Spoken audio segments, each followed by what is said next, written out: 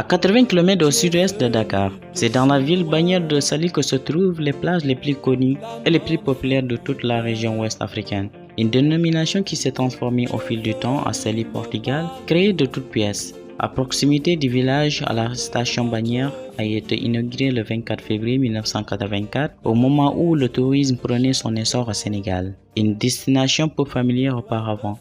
Mais la baie de Saly est devenue le plus grand centre touristique de toute l'Afrique occidentale. Babacar Gueye, adjoint maire, revient sur son historique et se prononce sur la sécurité en ce qui concerne la zone bannière. La commune de Saly est créée en 2008 et nous nous sommes installés en 2009. Voilà, comme vous avez dit, par rapport au changement climatique, donc nous remercions l'État du Sénégal parce que on avait des difficultés sur l'érosion côtière.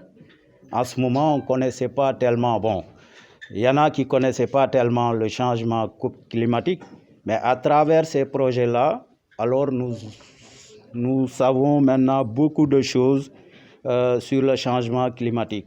Sachant tout ce problème-là, on s'est dit que voilà, il est temps maintenant que la commune réfléchisse par rapport à la sécurité de la collectivité et de la station.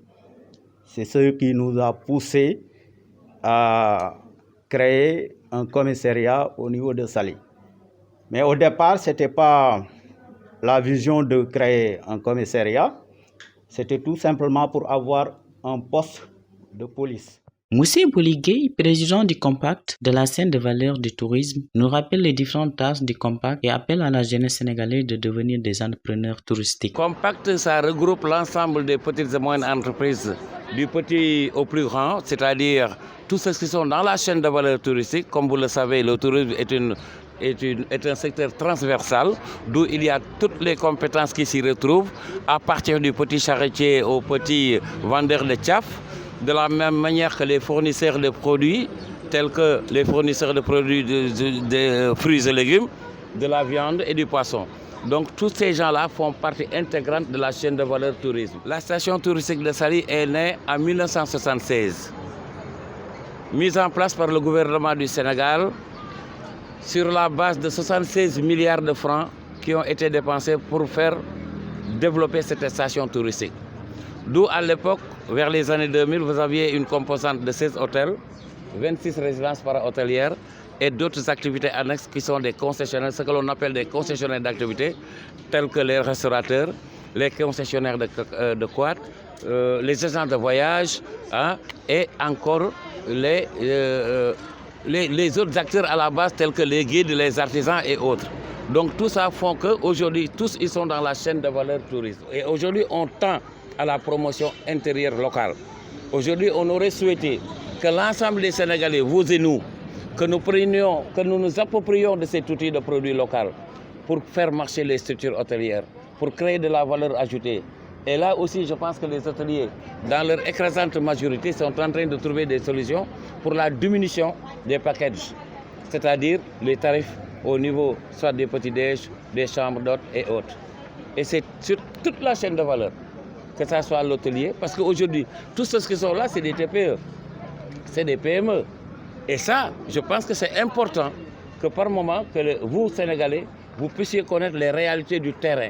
Je voudrais leur dire que le Sénégal, nous qui l'avons vécu vers les années 90, nous avons aidé les pays de la sous-région tels que la Côte d'Ivoire, le Ghana, le Mali, à s'approprier de l'outil touristique. Parce que le Sénégal a été parmi les premiers pionniers en matière touristique au niveau de l'Afrique de l'Ouest. Et nous avons eu l'honneur et le plaisir de recevoir l'ensemble des ministres du tourisme ici, à Saly, pour leur montrer de visu les réalités du Sénégal.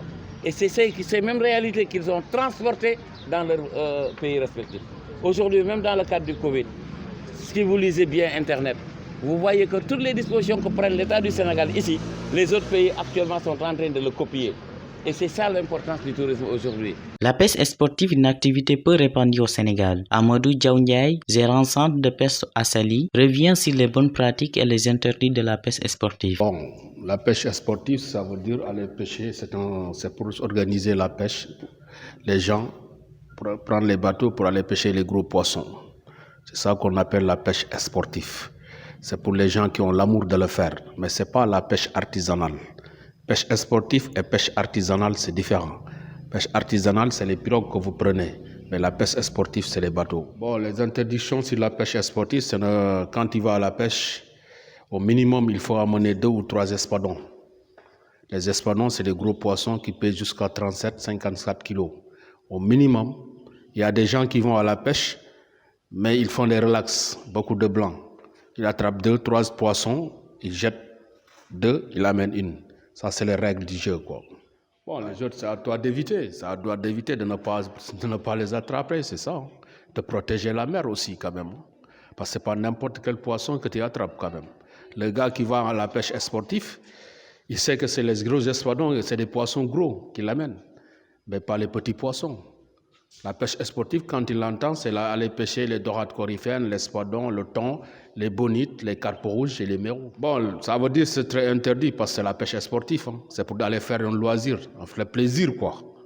Mais on interdit. Mais quand tu es avec le skipper qui t'amène à la pêche, il a envie. Même si tu ne veux pas le poisson, lui, il a envie de prendre le poisson. S'il a 2 ou 3, il a envie de vendre 2. Et l'autre, il peut donner ça aux villageois, il mange ça. Mais ça, là, il faut aller à Dakar, à la direction des pêches, au ministère. C'est lui qui nous fournit les permis de pêche. Je ne suis pas un skipper, parce qu'il y a le skipper et le matelot. Le skipper, c'est celui qui part avec le client. Le matelot l'accompagne. Donc, il y a 3 personnes dans le bateau.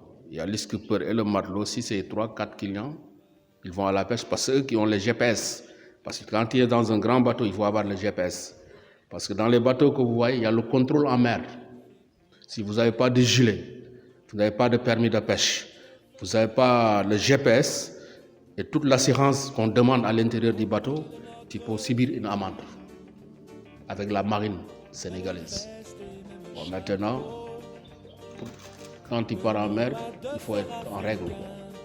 Je vous remercie et je vous souhaite un bon après-midi. En attendant un retour à la normale, la réouverture des frontières et l'effectivité du travail pour les tours opérateurs pour voyageurs de touristique, des manques à gagner perspectives que beaucoup d'acteurs du tourisme comptent atteindre ou combler avec l'aide probable à l'État à travers le plan de résilience. 1000 milliards mis à la disposition des acteurs économiques pour relancer et donner un nouveau souffle à l'économie sénégalaise durement impactée par la pandémie Covid-19. Tu es la mort sans chagrin.